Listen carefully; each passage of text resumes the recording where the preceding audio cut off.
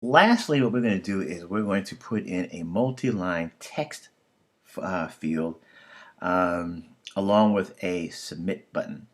So let's start with the multi-line text field. All right, so if you notice where it says, why would you like to work here? And I'm going to preview this so you can see it's like a little frame. So what we're going to do is we're going to actually put in we're going to put it in a frame inside of a frame. So I create this frame right here. I'm going to cut it. Okay. I am going to come over here and I'm going to paste that inside there. And then what I'm going to do with this frame right here right now is I'm going to put an inset value to the frame around it. All right, so I'm going to make that maybe about 6 points. All right, so I'll put it in P6. It's going to go all the way around. So it kind of gives it a little buffer, a little padding. All right, and of course the outer frame has a stroke, and this one on the inside. All right, we're just going to open it up as wide as we can. All right, we don't want it to go past the point of no return. All right, so come over here. All right, so that's going to be, now it's going to be this anchored item that we're going to make a text field. So we have this anchored object on the inside as a text field. And then what we're going to do is we're going to make it scrollable, and we're going to say multi-line setup. And we're also going to make that 16 point. Okay. Now what I'm going to do is I'm going to go out online. I'm going to grab some generic text so I can put it in there. So I'm going to come over here. I'm just going to go over to, let's see, let me see. I'll grab some text from how to answer why do you want to work here. So I'll come down here and I'll grab this little, let's see, what did I find down here? I found something down here that I really like. Let's see. Yes, there it is. I'll take this right here. All right, this, I was impressed, blah, blah, blah, blah. And then cutting edge. I'll just copy that text right there. All right. So now what I'm going to do is I'm going to export this out. All right, as an interactive PDF file. Of course, as you know, keep all the defaults. View PDF after exporting. All right. And now I come here, and then I'm going to paste that in. And as you can see, well, it just so happens that there's, I didn't go overboard, but if I did go overboard, you'll see I have the scrolling option right here. All right, so that's if I put in too much type, I can always scroll up and down. So that's how I can put in a multi-text field frame. All right, so then lastly, what I want to do is I want to finish this off.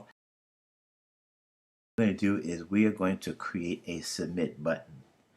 Now, typically, when we create forms, typically the user will fill it out. Even if they're filling it electronically, they'll fill it out and have the option to print it out and either hand it or give it to the recipient. But also in today's economy, many people will submit forms electronically. So, there'll be an occasion where you may finish filling it out and then you will have to submit it as an email attachment or just email it to the recipient. So let's do that right now. Let's create, and we're going to create, as we discussed, you can always find buttons. If you click here, you'll find all kinds of buttons and sample buttons right here. You see all kinds of different buttons, but we're not going to use any of that. We're going to design our own button, and we're going to create our own button. So we're going to create a text field, all right? A wide one, just any size, okay? We'll type in all caps, submit. All right, and we'll center it. We'll make that 16 point, so it's actually the same point size as everything else. Maybe we'll better space it out a little bit. Very good. We have it centered from left to right, and then we're going to center it from top to bottom. All right, so we'll go up to Object and drop down to Text Frame Options. We'll say Center.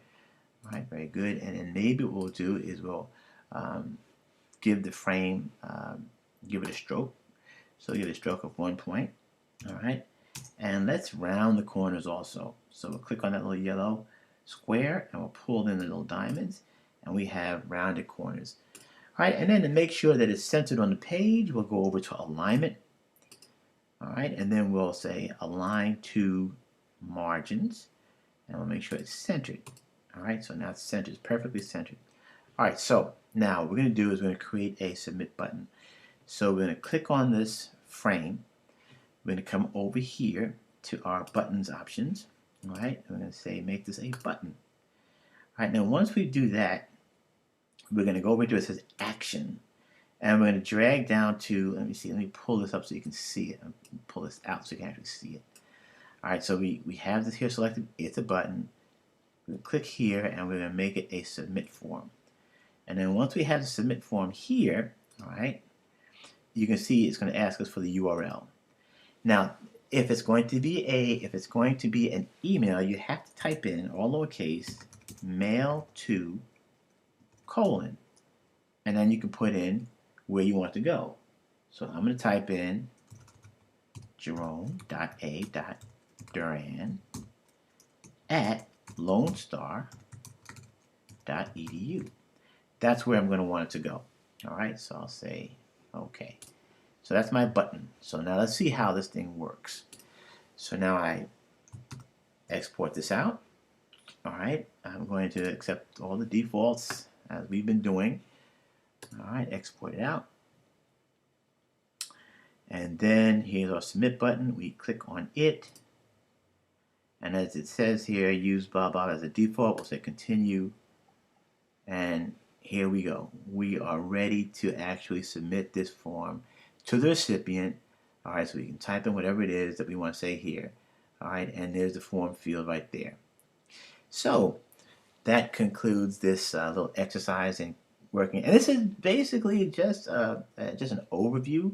If you read the book and just experiment on your own, you can figure out ways to actually jazz up your forms. But again, this is just an overview as to how you can use InDesign to create interactive forms.